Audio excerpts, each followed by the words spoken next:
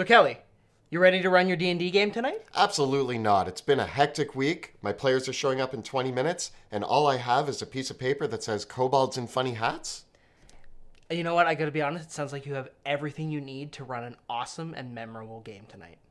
Good. I thought so too.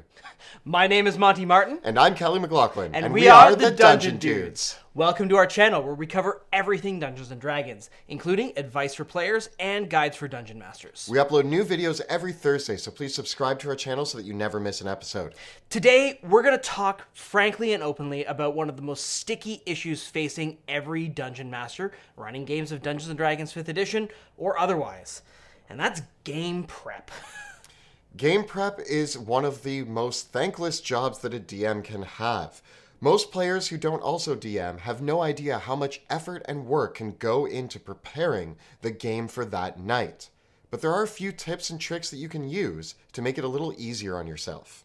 Whether you are a highly improvisational dungeon master, completely comfortable running from the seat of your pants, or a very meticulous planner who has to have every detail mapped out before the players show up at your table, getting better and more efficient at game prep will save you time and energy. Time and energy which you can then put back into your campaign or use for the rest of your life, like spending time with friends and family, or playing that new video game, reading that new book, or working on your PhD thesis. It can also help you prevent burnout, because putting too much time and energy into game prep and then not having that prep matter at your game table can be really demoralizing.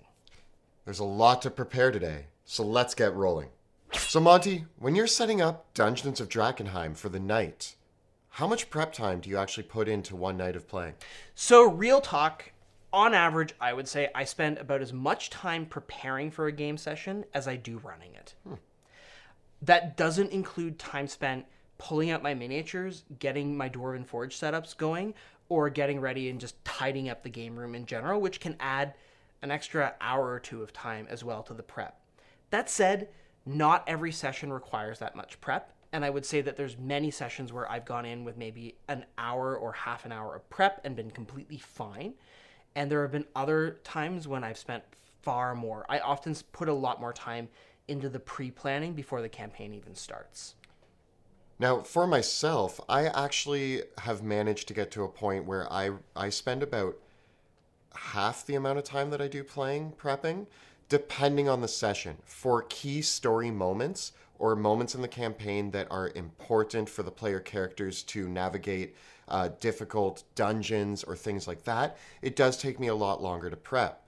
When it comes to the exploration or the other parts of D&D, I find that I prep a lot less, and I actually rely on improv skills that I've learned through my many years of acting and all of that to come onto the table with just a list of loose notes and a general concept of where I want the players to get to. Yeah, now my prep looks like that too. I have a lot of loose notes. It's not like I'm always writing monologues for my NPCs, but I do write dialogue for NPCs, especially for Drakkenheim. I will work on that in advance. And often I try to make my prep go in waves, especially for Drakkenheim, where I'll spend a day prepping, but that day of preparation will keep me good for the next 3 weeks. One thing that needs to be taken into account when I talk about my low prep time is that actually before I even ran my current campaign Out of the Abyss, I did read the module book front cover to back cover about 5 times. That way it was all in my head. I pretty much have the whole thing memorized. But that means when it comes time for game night, I read the little bit of the chapter that I'm going to be running that night. I make sure that I have my point form notes and that I know where I want to get the players to. And that way, the prep time's a lot lower, but I shouldn't discount the amount of time it took me to read that book so many times to memorize pretty much every part of it. If you have chosen a module like Out of the Abyss, Tomb of Annihilation, Tyranny of Dragons, or Curse of Strahd, you have a template to work from. But even if you're not running those modules, you can steal a lot from them to really cut down on prep time. Monty and I are huge fans of just taking things that already exist, reflavoring and reskinning them, and delivering them in a new and exciting way to our players.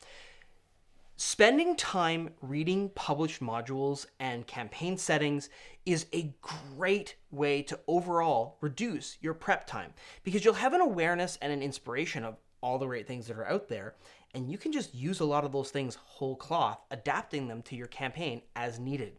There is a close enough example of almost any scenario you can imagine in an RPG module somewhere. If you're about to run a scenario inside of a church or a cave or a town, there's no reason for you to build this entire thing from the ground up. There are so many examples of things in the pre-written modules or Adventure League modules that offer scenarios and scenes that you can just take, add your own monsters in, and now half the work's done for you. Yeah, I have a lot of fun reading modules, and I'm always keeping my eye open for NPCs that I can steal, maps that I can use, or other things that I can adapt for my own campaign.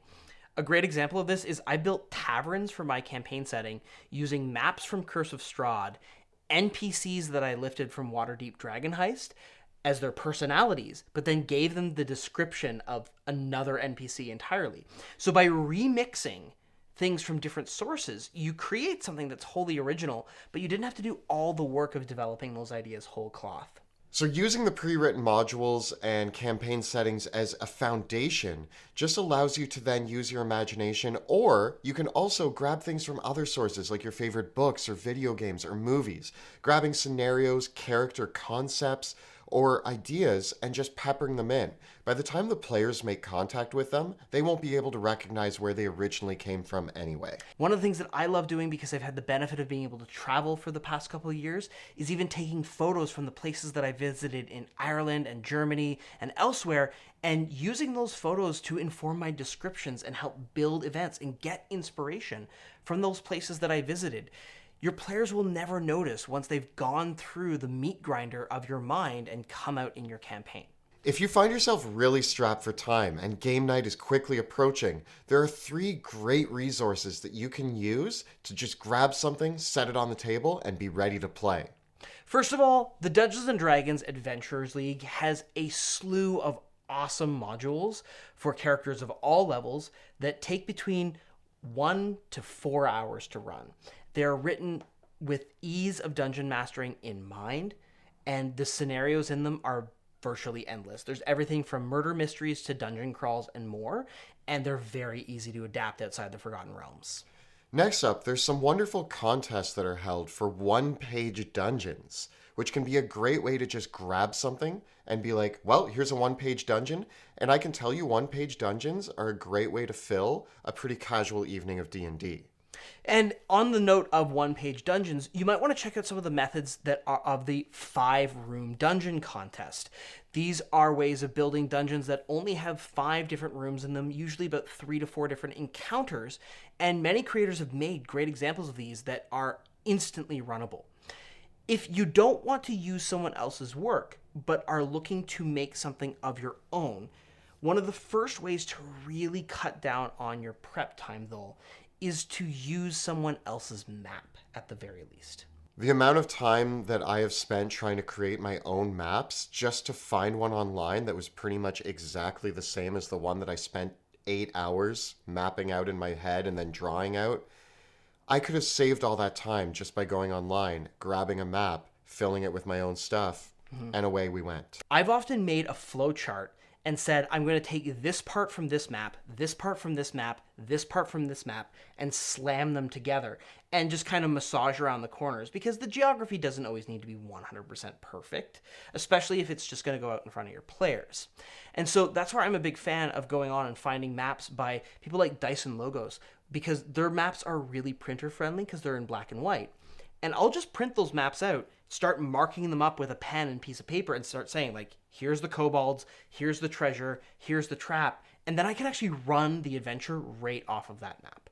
If you do happen to have the dungeon tiles or Dwarven Forge or any type of map building equipment, if you ever have a day where you have some spare time, try just throwing it together in different random arrangements. Take a photo and store that photo so that later you can say, oh, I could just grab this and there's my map for the evening. One of the things that I really love to do when I need to do some quick game prep, particularly if I'm going to be running a dungeon or a very specific site-based environment, is I will find a map online or an amalgamation of maps or use a random dungeon generator, and I will print that map right out. I'll then take a pen and then just draw arrows onto the room and just make a quick note with what is in that room.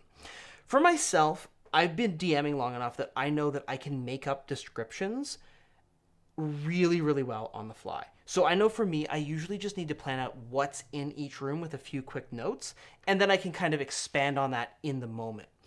If you don't yet have the ability to do that, if you find that you do need to write out descriptions of your rooms in advance, just write point form notes. Use the tables in the back of the Dungeon Master's Guide that say dungeon features and roll a few things from that and just make a list. Writing out your dungeon descriptions in prose is really time consuming and often unnecessary in actual play.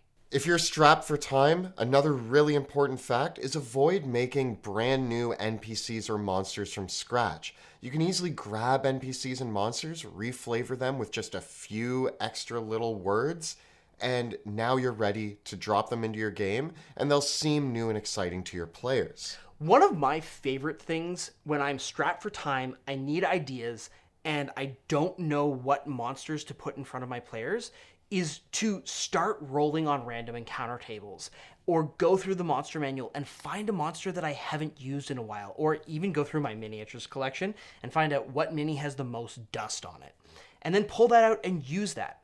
That is a great example of using creative pressure to come up with a new and original idea, and then I can just spin it out from there into something fun and interesting. Maybe I haven't used centaurs in a while, or I haven't done an encounter with a demon or a devil, or, I've really wanted to use something with mephits. Just grab it, throw it in one of the rooms, and see what happens.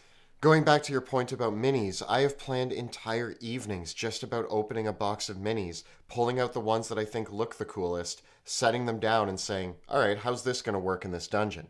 And then I just pop them into different rooms, come up with how they're working together, and there you have an entire interesting evening of dungeon crawling.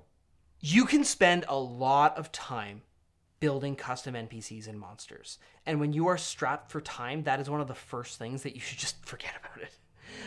If you need to have a slightly unique NPC that is dependent on a certain class feature, crack open the appendix of Volo's Guide to Monsters or the Monster Manual, and I guarantee you there is something in there that is 60-75% of what you need.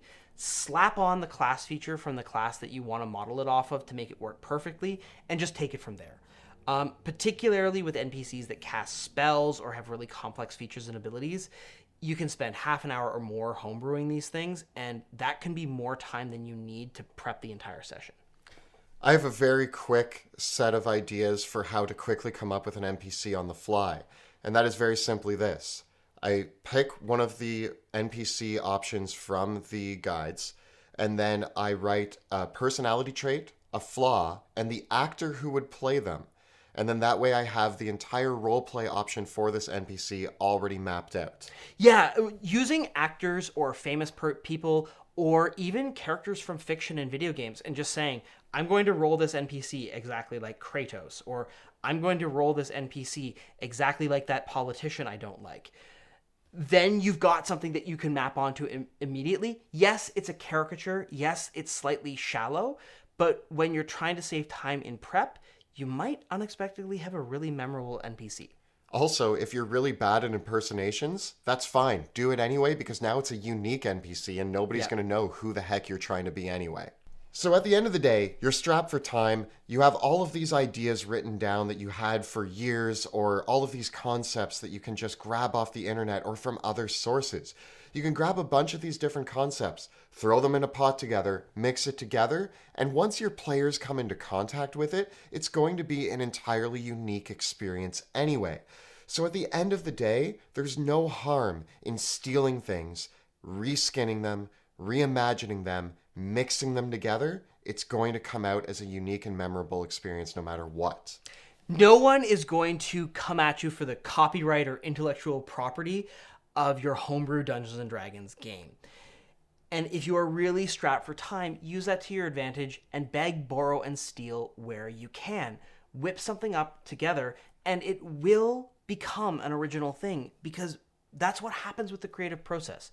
Just naturally, as soon as you take a couple ideas, they can't become anything other than your original ideas. Yes, it might be possible to retrace the roots and see, oh yeah, I see that that was inspired by what happened last week on your favorite TV show, but that's okay. And if your players notice it, they're probably more likely going to be amused by it and think that they're smart for getting the reference than come down on you for copying something. If you're trying to save time, really consider honing your improv skills and reading a lot of books. These two things are going to lend themselves very well to you having to prepare less. Descriptions will come naturally to you if you read a lot of books that have descriptions in them. And improv skills, at the end of the day, you can lay out a scenario without having a real idea on where it's going to go, and your players are going to help you build that concept. And as long as you can play off of each other, it's going to build into something great. And everybody at the table is going to feel the essence of that shared storytelling. These things always take time to develop. And if you are a new dungeon master, don't shy away from running modules and using some of these tips to make them your own. Over time, once you've read lots of modules, read lots of books, had lots of experience playing with other players, somehow the essence of dungeon mastering encourages you to learn and develop these improv skills that really do help you fly by the seat of your pants. Whether you are an improviser or a meticulous planner, you should try doing things the opposite way at least once. If you're a meticulous planner, try easing up on the amount of preparation that you do and seeing how much you actually can improvise. If you had been meticulously planning things for a long time, you might be surprised at how much you have internalized and just know in your own mind. On the flip side, if you are an improviser, you might be really surprised at how much just flows out from your mind and how making a few quick notes and doing a little bit of extra prep gives you the prompts that you need to result in amazing improvisations. So this has been time-saving prep tips for the busy Dungeon Master for Dungeons & Dragons 5th edition. Tell some of your tips for preparation in the comments below. If you're enjoying our show, please consider supporting our work on Patreon. You can find out how by following the links in the description below. Don't forget to check out our live play Dungeons of Drakkenheim, which airs Tuesday nights at 6 p.m. Eastern on Twitch. You can find all the previous episodes right up over here. And we have plenty more tips for Dungeon Masters in Dungeons & Dragons 5th edition right up over here. Please subscribe to our channel so that you never miss an episode. Thank you so much for watching, and we'll see you next time in the dungeon.